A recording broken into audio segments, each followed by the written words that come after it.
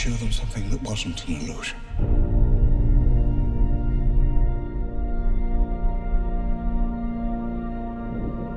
Something that was real.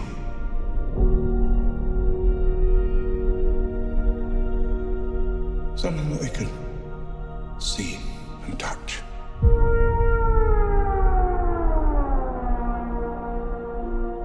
Creation is an act of sheer will. Life will find a way.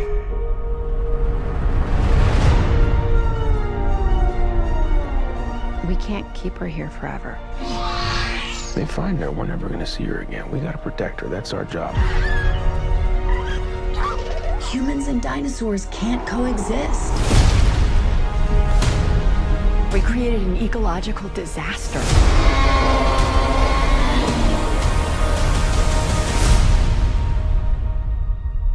Ellie Sattler.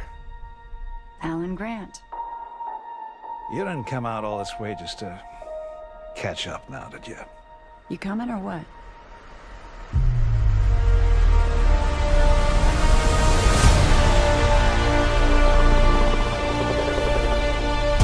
We're racing toward the extinction of our species. We not only lack dominion over nature,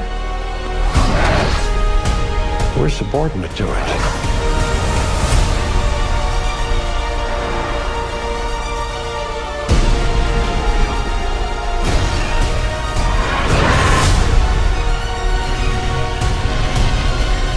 Come back. I always come back.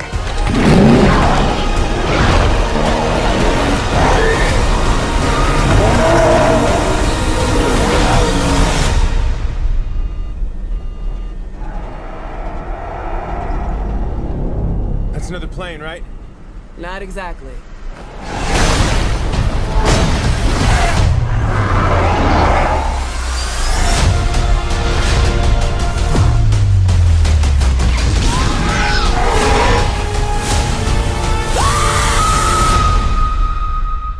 Don't move.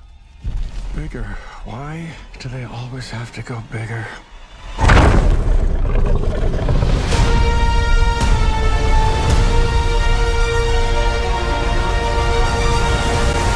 Alrighty then. Hey, how you guys doing? Welcome.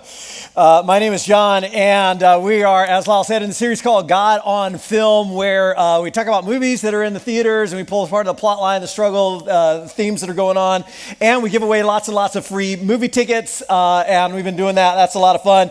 And so today is part 4, but I just got to tell you, in 2 weeks, we're actually beginning a brand new series I want to invite you back to that's called Summer of Stories, and it's about the parables of Jesus, and we're going to take a few weeks to talk about some of these magnificent stories. Actually, 30% or so of Jesus' teaching was in the form of these stories that would he tell. And these famous stories. In fact, there are words and phrases that have entered our language because of the stories that Jesus told, like the word talents, or if you've ever heard the term Good Samaritan, or a lost sheep, or a prodigal child. These are all words that we get from stories that Jesus told. And some of these stories are so famous and they're so well known that we can actually miss how disruptive and how unexpected they actually were in their original setting. So I'm super excited about this. It's coming up in a couple of weeks, but tonight we're talking about this movie, Jurassic World Dominion, and it's the finale of the 6th film Jurassic franchise. It brings together the original cast with Laura Dern and Sam Neill and Jeff Goldblum, my favorite, and the new cast with Chris Pratt and Bryce Dallas Howard. And the storyline kind of goes a little bit like this without ruining anything. Almost 30 years after the catastrophe of the original Jurassic Park, 8 years after Jurassic World, the theme park, was forced to shut down, 4 years after the volcanic eruption at Isla Nublar, when in movie number 5, if you watch that, when the dinosaurs are rescued and they're brought to the Lockwood estate and then they're auctioned off, that's super smart. And then there's this fire and then someone lets them go, even smarter. So now dinosaurs live in the wild all over the planet, mixing with humans and animals, the world learning how to cope with this coexistence. And the official release of the storyline puts it this way: 4 years after the destruction of Isla Nublar, dinosaurs now live and hunt alongside humans all over the world. This fragile balance will reshape the future and determine once and for all whether human beings are to remain the apex predators on a planet they now share with history's most fearsome creatures in a new era. How many of you seen the movie so far? Anybody seen it yet? Yeah. How many want to now? I don't know. So there are a few themes and struggles that are going on in the plot that I was like, oh, we could talk about this. Like, for example, the theme of the entire franchise, championed by Jeff Goldblum's character, Ian Malcolm, from the very beginning, is this idea of the law of unintended consequences, the ripple effect of our decisions. And just because we can do something doesn't mean we actually should do it.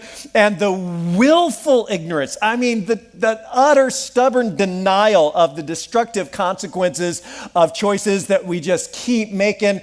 And we've talked about that idea a number of times around here because we've all got some of that. We all do some of that. We have this amazing capacity to talk ourselves into really bad ideas just because we want to, and then we lie to ourselves about the outcomes, either that the totally foreseeable negative consequences won't actually happen to us. That won't happen, you'll see, or that we'll be able to manage and control them when they do.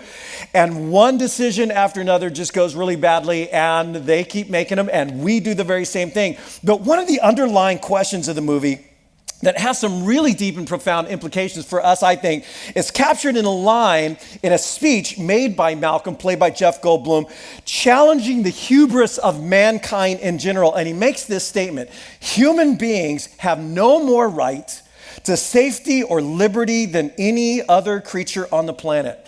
We not only lack dominion over nature, we're subordinate to it. Which kind of raises the question: what does it mean to be human? Who are we? Why are we here? And what are we doing with it? And this really is the question of dominion. Do human beings have dominion over nature? Are we even supposed to? And your answer kind of depends on what you think it means to be human. And the overarching storyline of what the documents that we call the Bible, the documents that are collected in what we call the Bible, beginning with the beginning origin stories of a document known as Genesis, answers that question in a way that was absolutely revolutionary in its day, and I think still revolutionary once again. Now, these origin stories that we're going to start to dive into tonight raise probably as many questions for some of us as they do answers. Like, for some of us, this might actually be one of the reasons why you struggle with faith or struggle to believe in God or Bible or faith, because it's like, okay, you open up these documents like, okay, so the world, the entire universe is created in 6 calendar 24-hour days, and then the sun and the moon shows up 4 days after day and night, and then on page 3 there's a talking snake. So I'm out. It's like there are these things that are going on in the story, and when we attempt to read it from our maybe modern perspective of modern science, it just seems at best confusing, at worst just straight weird or strange. But believe it or not, and you may not realize this or know this, these stories would have seemed totally unbelievable in their day too, but for a completely different reason. The world in which these stories were told and retold and told again and again was filled with a lot of other origin stories, a lot of similar kinds of stories that we refer to, a genre of storytelling we refer to as myths, the myths of Egypt and Mesopotamia, Sumeria and Canaan and so forth. And it's a kind of storytelling that's all about why. Why things are the way they are, why the crops grow in the spring, and why everything dies in the winter, and why it sometimes rains but other times it doesn't, and why my child got sick, and why we're here, and who we are, and what it means to be human. These are the stories that answered those questions for people. And the central characters in all of those stories were the gods. Many, many, many gods. The sun and the moon and stars and rain and crops and fertility and sea and land and war and death and on and on and on. Gods that ruled over the chaos. Gods that were often actually part of the chaos, creating and causing the chaos. Gods who drank too much and fought and murdered and raped and conspired and betrayed one another. And in the famous Babylonian creation story or origin story known as the Enuma Elish, which is really just a celebration of their chief god Marduk and his greatness and violence and military supremacy. It would be read by the high priest of Babylon at their New Year's festival every single year to a massive crowd, to the entire population of the city, and then told again by parents to their children. This is the story of how things are the way they are. And in their story, it was during one of these like drunken, rage-filled wars that Marduk defeats the goddess of chaos, rips her in half, guts her, and then creates the skies and the oceans and land and creatures with the body parts of a butchered god. So that's a story.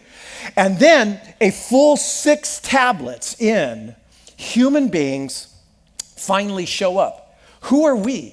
And why are we here? And as the story goes, the lesser gods after this war who've been forced to do all the labor, they're getting sick of all the work and they feel like it's beneath them. So they go complaining to Marduk, and Marduk decides that, here's how he says it in Enuma Elish, I will establish a savage. I will establish a savage. Man will be his name. Savage man I will create. Upon him I will shall the services of the gods be imposed, that they might be at ease.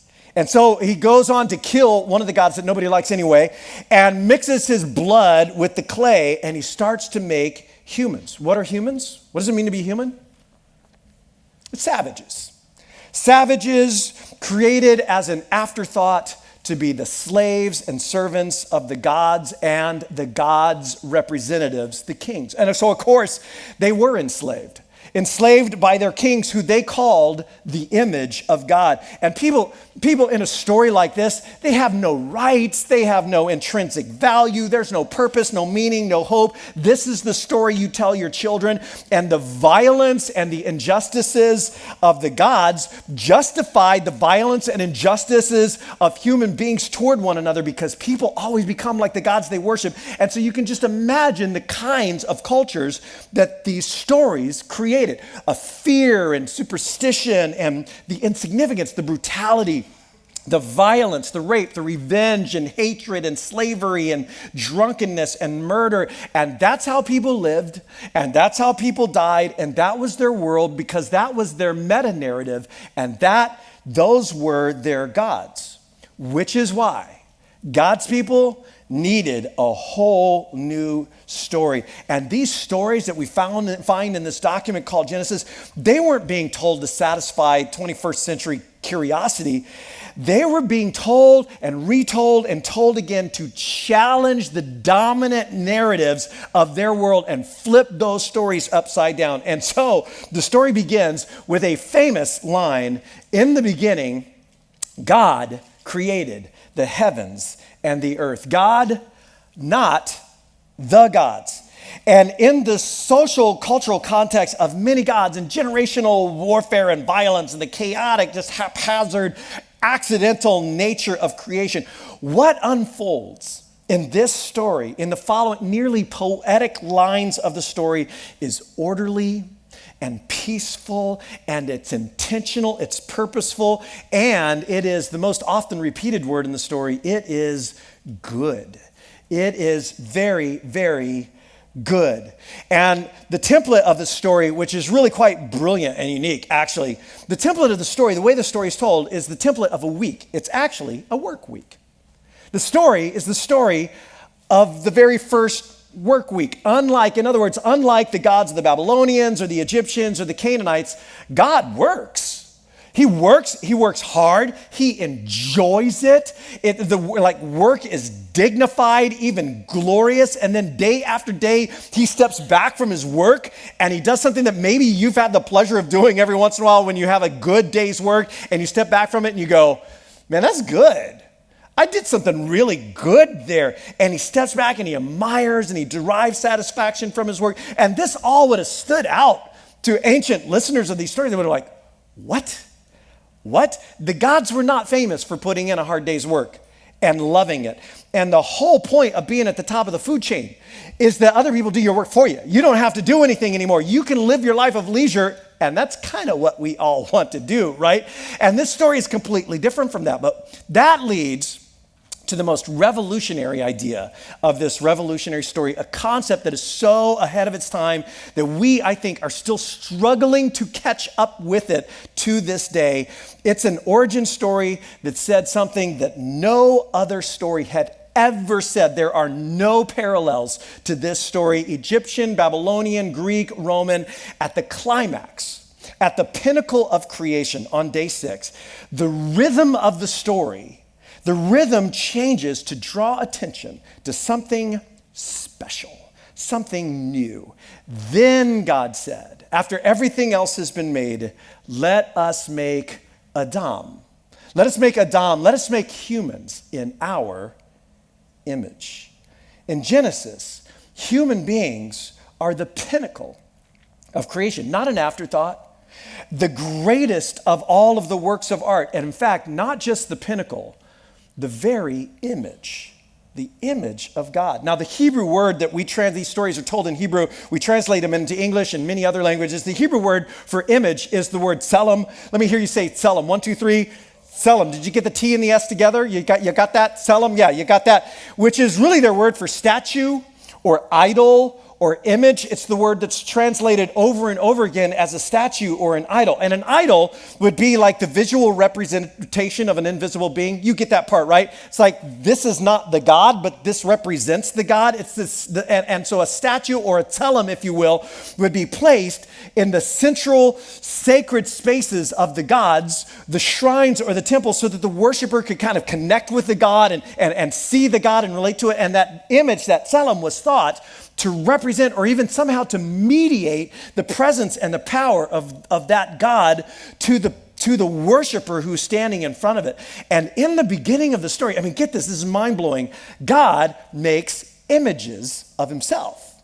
God makes images, he makes tselem of himself. And then he says, you are never to make an image that would represent me. No idols or statues out of anything that I have created. Because on the one hand, God, the creator, cannot be reduced to anything at all in creation that he has made. But just as importantly, we are not to do that because God has already made images of himself, and any other image would be a false image of the creator God. In other words, the only appropriate images of God in all of creation are the people you're sitting next to right now.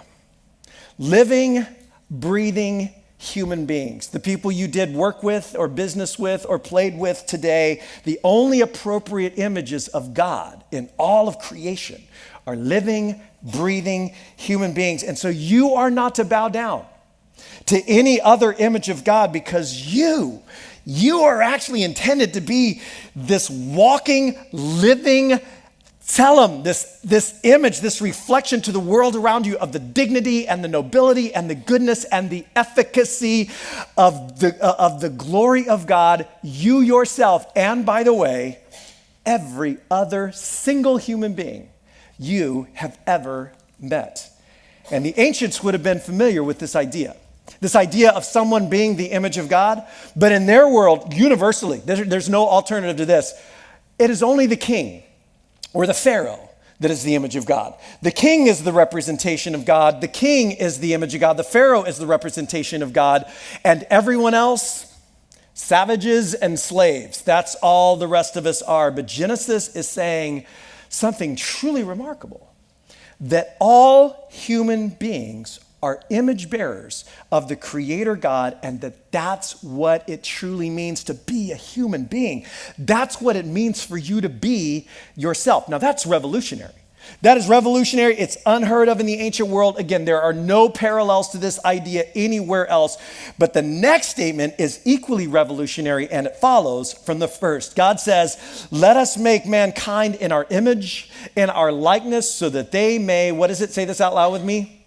Rule over. So that they may rule over. One of the old school translations says that they may have dominion over it all. In fact, he goes on to say dominion over the sea, the fish in the sea, and the birds in the sky, and the livestock, and all the wild animals, and over all of the creatures that move along the ground.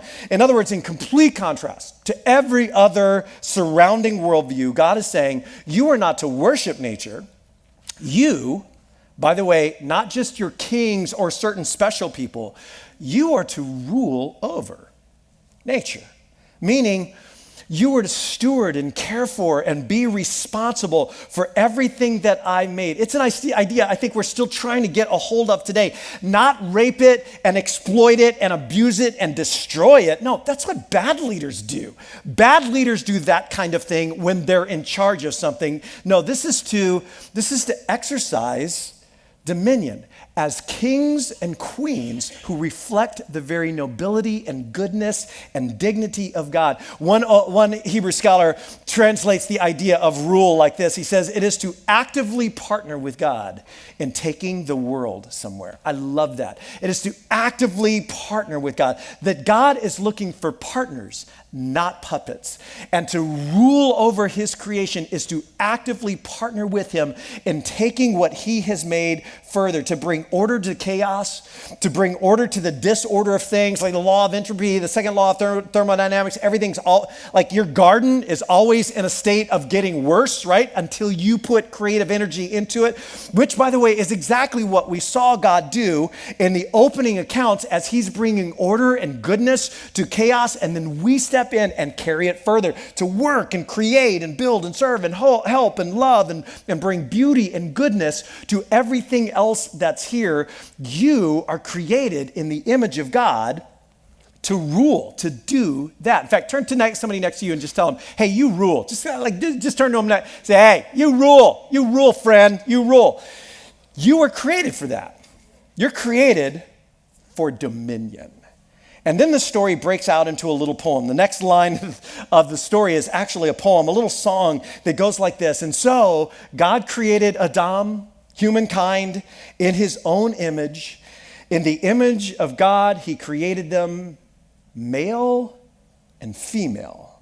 He created them. Again, nothing like this in the ancient world. Only recently have we even begun to catch up with the dignity and value that's ascribed to men and women in the opening story of this document we call Genesis. And we get all distracted by like the science and the days and the age of the earth and the evolution of things and so forth. And we miss the magnificence of this amazing, amazing account and what it is trying to tell us. The Genesis origin story dropped a bomb on the ancient world and introduced a radically different and, again, unparalleled worldview. In the ancient origin stories, you are an afterthought of the gods, born a slave to serve them. You have no intrinsic worth or purpose.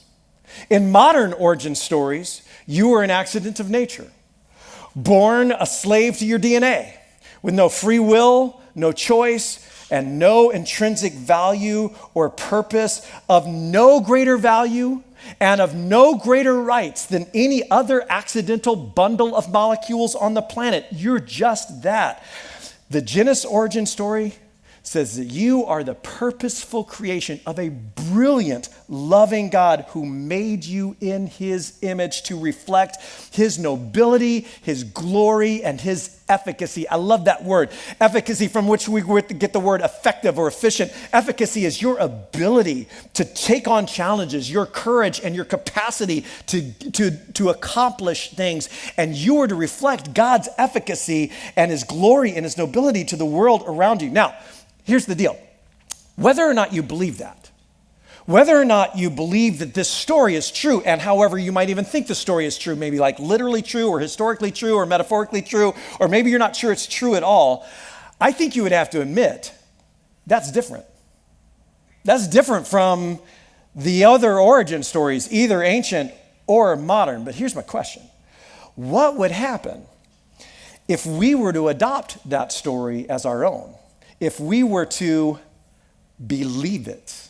And by believe it, I mean bring it down into the operating system of our lives, not only in how we view ourselves and look at ourselves and what we expect of ourselves and think of ourselves when we look in the mirror, but how we view every other single human being and what it might mean if we actually were to live this way, live as if this is who we and they really are. The story begins, I think we'd all have to admit, with a high and lofty idea of what it means to be a human. But of course, that ideal has not often been reality, has it? In fact, in the very next story, Adam and Eve, whose names aren't names at all, they're the Hebrew words for human and life. Human and life, they don't rule the beasts. Instead, they are subdued by this mysterious beast, this serpent, who deceives them.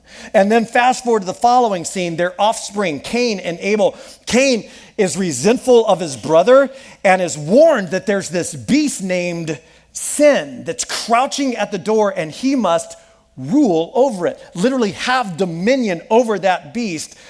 But he does not.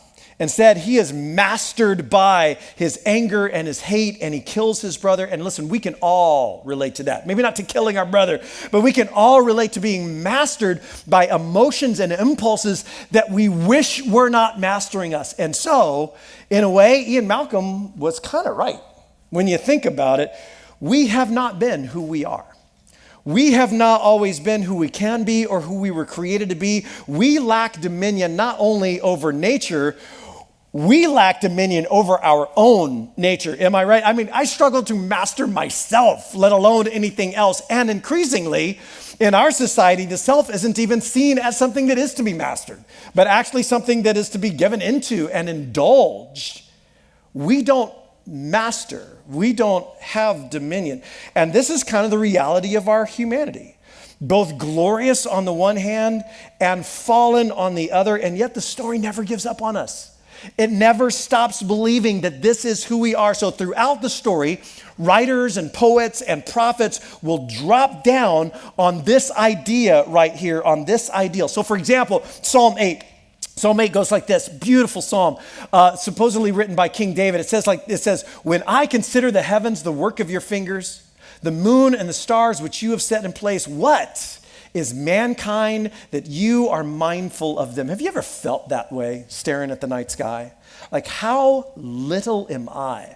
Why would I actually matter? Human beings, literally the Son of Man, that you would care for them. And then he says this, you have made them a little lower than the angels and crowned them with glory and honor. You made them rulers over the works of your hands. You put everything under their feet. John Eldredge, in his classic little book, Epic, comments on this psalm. He says, earlier in the story, back in the beginning of our time on earth, a great glory was bestowed upon us. All of us, men and women, were created in the image of God, living icons of the living God. And then he says this, I love this quote, I dare say we've heard a bit about original sin, but not nearly enough about original glory, which comes before sin and is deeper to our nature. Original glory, which comes before the sin and is actually truer of us, crowned with glory and honor. It's what is truest about you.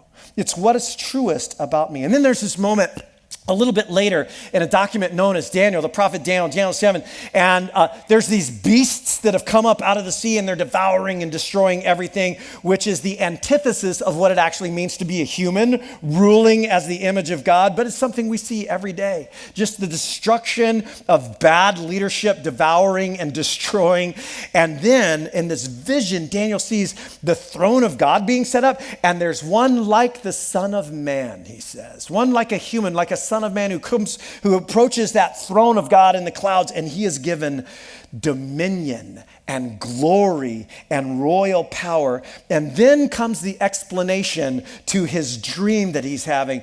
There will be suffering and pain, he's told. There will be struggle and there will be oppression as beasts act like beasts in this world. But here's how the story ends, he's told. But the holy people of the Most High will receive the kingdom, will receive the dominion, and they will possess it forever. They will reign.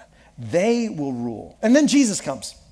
And though people begin to wonder if Jesus is actually like this, the long-awaited Messiah, this anointed king who's going to bring justice and peace, the title that he seems to prefer to use for himself is this title, Son of Man, taken from Daniel 7, the Son of Man, the truly human one.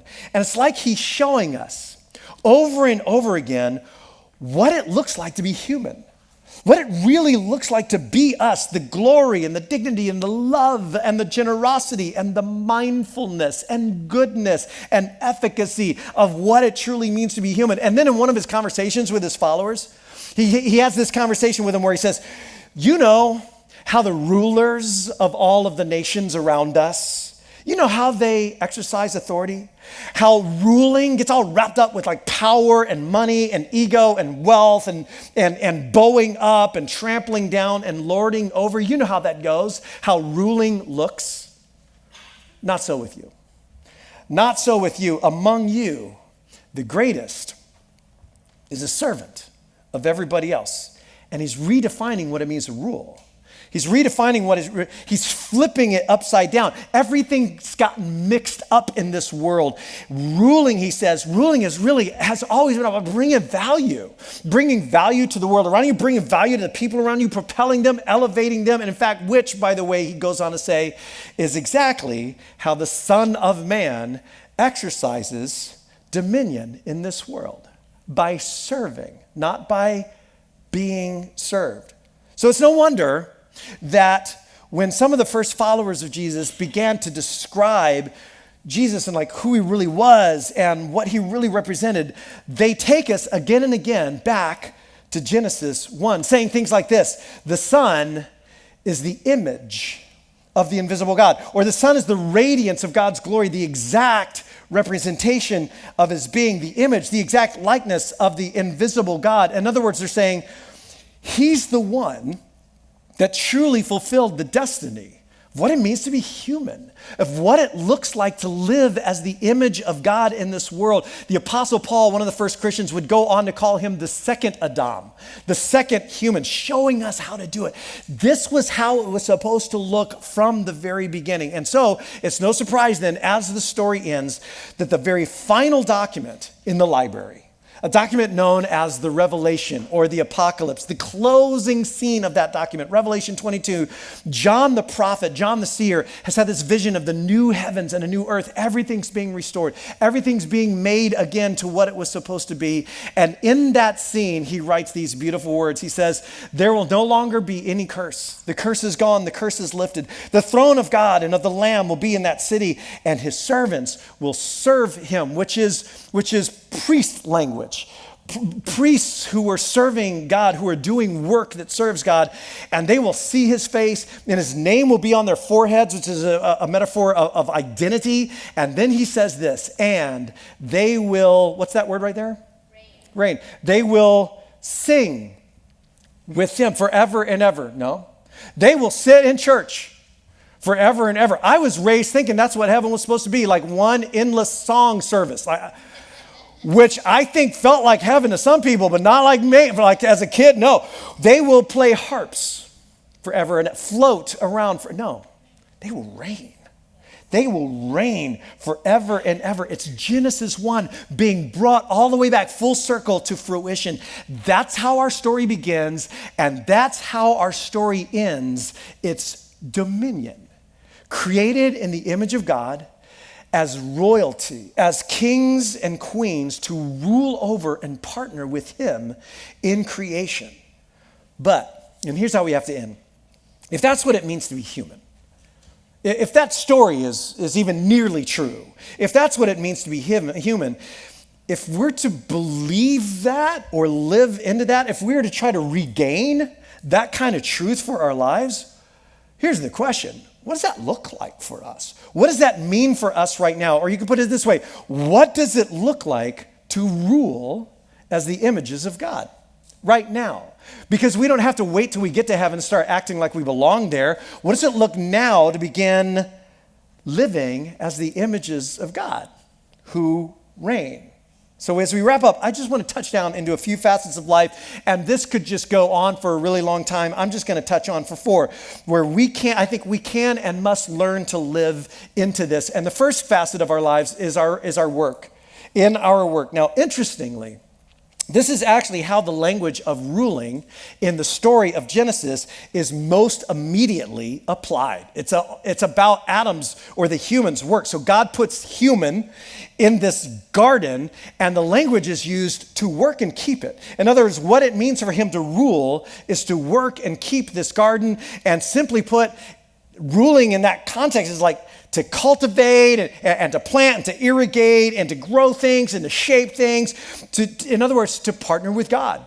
To partner with God in taking the world somewhere. It's like God says, here's all the raw material, human. Here's all the stuff that I've made. Now you take it further. You take it somewhere. Use your creative imagination and ingenuity to problem solve and figure things out and irrigate and plant and grow. It's like, just go, man, go and rule this garden. In other words, whatever your work might be. So whatever your work might be, whatever it is, wherever it is, here's the question for you. What if you no longer would ever see yourself as like a cog in a wheel, a clock puncher, a button pusher, a TPS form filler outer? What if instead of waiting for someone to bring dignity to your job, what if instead of waiting for someone to bring dignity to you, what if you just assumed it? What if you assumed it, and what if you brought it? What if you brought divine dignity not only to the work that you're doing, whatever it is, but to everyone your work touches, serving and blessing, just like the Son of Man exercises dominion in his sphere. Whether you're a server in a restaurant, or you're like a barista, or a nurse, or a teacher, or a construction worker, or an office worker, you see yourself as, I'm a royal. I'm doing royal work. That's what I'm doing. And by the way, the moment you think that your work is not really all that royal, you just remind yourself of the Son of Man who came not to be served, but to serve everyone else around him. And that's what it looks like to be royal, to have dominion, to redefine what it means to rule. Now, I think you'd agree that for many of us, that would be a tectonic shift in the way we view work. I mean, that would be like a complete change in the way we even look at work, not as a curse, not as a drudgery, but actually as one of the primary ways that we live out the image of God in the world, partnering with him to move creation forward and to do good and add value to others and to things around us. What would it look like for you to begin thinking that way about whatever work it is that you do? And then here's another facet, because we can't go too far without thinking through this one. In our home life, in our homes. Now, some of us live alone, but many of us live with or around some other people, right? And this is essential to live as images of God, partners with him in moving creation forward. It is essential that idea would include how we treat the people closest to us. How we treat the people physically and emotionally and maybe even biologically nearest to us, how we propel them forward, how we bring good into their lives, how we bring out the best in him. And when I was thinking through what does this look like in this arena, one of the things I said, like, this is part of what this means, is that we seek to uncover the image of God in the people we live with and around. We seek to uncover the image of God in the people we live with and around. This is part of what it means to rule and to live as the image of God. So it's like my 3-year-old or my 13-year-old, maybe especially my 13-year-old, or my mom or my spouse, not my spouse, but maybe your spouse, or your brother-in-law. They may not always act like the image of God that they are. It's hidden between layers and layers of dysfunction and wounds and ways that they've learned to cope and react. The image of God, if it's in there, is sometimes very, very hard to see. But God keeps saying, that's who they are.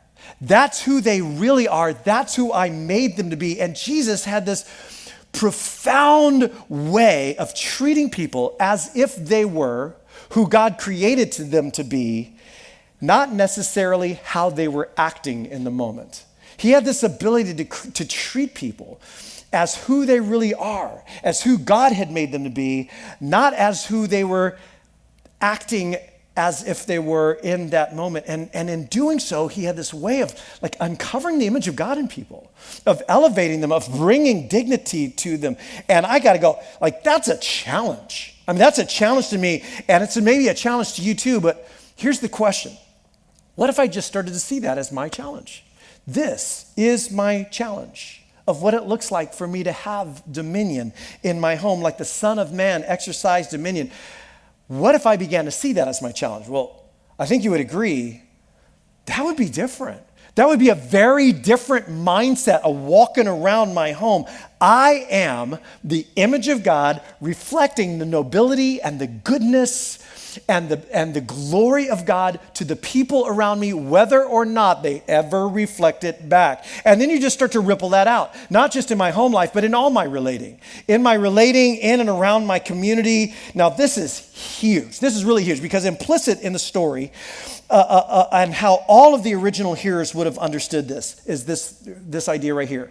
The way you treat the tselem of a God is the way you treat the God. The way you treat a God's image is the way you treat that God. To disrespect an idol, to disrespect a temple, is to disrespect the God that idol or temple represents, because the image represents the God. And the same is true for us. The same is true for the way that we treat people, that we begin to treat every other single human being like we would treat God himself. This is a major theme in Jesus' teaching. You cannot say you love God if you are treating the person in front of you poorly. You cannot say that you love God if you are treating his image right in front of you right now poorly. And in loving the person right in front of you right now who is in the image of God, that you are actually loving God. How does Jesus arrive at this conclusion? Well, it's because they're in the image of God. That's God's image in front of you. Now, can you imagine, just imagine with me for a moment, if God-following, quote unquote, God-following people throughout the centuries had treated every single human being as the image bearer of God himself, kings and queens in this world to rule on his behalf. Can you imagine how different history would be? Can you imagine how different the history of our own country would be if just the people who said they were God followers had done that the entire time? But hey, never mind history, because we can't change the past. Imagine if we just started to do this. Imagine if we started to do this right now. Do you think that might make a difference around us? That we begin to exude the image of God in our work, in our home life, in our relating in the community. And I got to hit one more because we would be incomplete without saying at least this. In our character.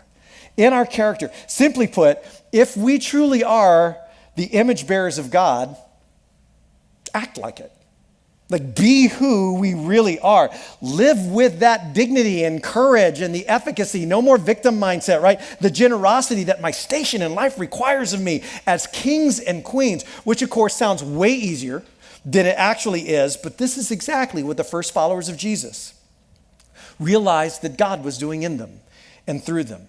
That he was creating a new person in them that was made in God's image. That God is transforming us and empowering us as we continue to work that out and cooperate with his grace and say yes to him. So what does it look like? What does it look like for you or for me to embrace that journey? To embrace that journey right there and go, that's what I'm going to do. That's what I'm going to do. I'm going to see myself as I really am. I'm going to step into this consistently. I'm going to recognize those false scripts and those fears, those lies that rattle through my head, and I am going to confront them head on. I'm going to recognize my own pettiness, my ego, and my anger and unforgiveness as being utterly beneath me, unbecoming of me. And when I fall short of my true self, and I do and I will, man, I'm going to acknowledge it quickly, and I'm going to walk it back as quickly as I can, because I'm going to embrace that journey right there to be who I really am. See, Ian Malcolm was sort of right. Humans have not exercised dominion. We have not been who we were created to be. In fact, often we have utterly abused the image of God in others and in ourselves, and yet God keeps saying that's who we really are. He keeps saying that's who you are. He keeps making it, it's who he's making us to be. It's who we can be. And someday, he says, it is who we will be. It's our destiny to be the image bearers of God who rule, who exercise dominion on this earth. So let's say yes to that. Let's say yes to bringing divine dignity in our work to everything and everyone we touch. Let's just embrace that that's what that means, to uncover the image of God in the people that we live with and live around, to treat every other single human being, no matter how frustrating they're being to us in a moment, as the image of God himself, and to be who God keeps saying we really are. Let's say yes to that. In fact, let's close in prayer and say yes to that right now. Heavenly Father, it's really kind of amazing to think that that might be true. It's hard to see it in ourselves. It's hard to see it in the mirror. It's sometimes very hard to see it in the people who are around us. Believing it requires us to step into a story that you keep saying is true and to actively bring that down inside ourselves. And so we just want to say yes to your story. We want to say yes to who you made us to be. We want to say yes to your image in us, to reflecting that image around us. We want to say yes to bringing divine dignity. What is that going to mean for us? To our work, to what we do and what our work touches, to uncovering the image of God in the people who are closest to us, to treating every human being as the image of God that they are, and to say yes to becoming who you keep saying that we truly are, that is truest to our nature. And I pray that for myself, and I pray that for all of us. In Jesus' name, amen. Well, hey, thank you so much for coming tonight and being a part of this week 4 of God on Film. I just want to remind you before you head out or before you tune out to take that Connect card that Lyle was telling you about earlier. There it is. That you started filling out. I started filling out, and finish this. Throw this in the offering baskets on your way out. And again, if you're our first-time guest, thank you so much for spending part of your weekend with us. We would love to hear from you, and we would love to get you that movie ticket in the mail. But you'll have to know us. Let us know where to send that to. And so, take a moment, fill out this Connect card, drop that in the offering basket. And by the way, don't forget with this 4th of July thing coming up, don't forget to write set up, show up, clean up, or suit up somewhere on this card. And we are especially looking for people to just walk the parade with us, which is what show up means. Just write that somewhere on us and be a part of the big party as we walk down the street and hand out ice cold water. It's a blast. You'll love it. And kids can come too, so it's a fun thing for kids as well. They dig it. Of course, you can drop this offering envelope in the baskets on the way out as well. And then join us next weekend. It's going to be the series finale, which means you have one more week to invite a friend back as we jump into this next movie right here. Check it out. Won't let our love survive. Oh, dry the tears from your eyes. Let's don't let a good thing die. Hey, that's next week. Bring friends back. Get movie tickets. It's going to be a blast. If you want to hang out, we're having a special party next door right there for a review of our VBS celebration we've had all week long. It's going to be great. Singing, food. It's all there. Grab your kids. Actually, I think your kids, some of them might be there. You probably know more than me. Hey, God bless you guys. Have a fantastic week. We'll see you next door, and then we'll see you back next weekend for the end of the series.